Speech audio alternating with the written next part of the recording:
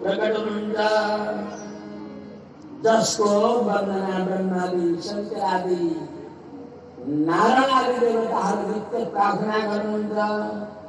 यता भगवान श्री कृष्णका कालबिन्दको साना प्राणीहरूले आश्रय पर्दछ।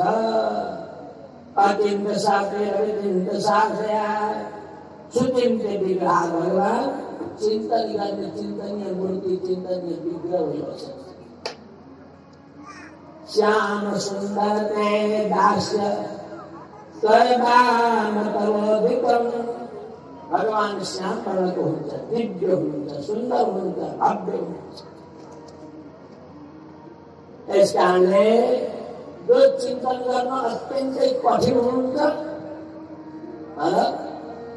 कठिन भएर पनि सुचिन्त्य राम्ररी चिन्तन गर्न पनि। अब राम्ररी चिन्तन कसरी गरिन्छ? भक्ति चाहिँ पात्र सुचिन्छ। जब तिमी भक्ति गर्छौ भक्तिद्वारा त्यो स्वरूपको चिन्तन गर्न सकिन्छ। भाष्यकार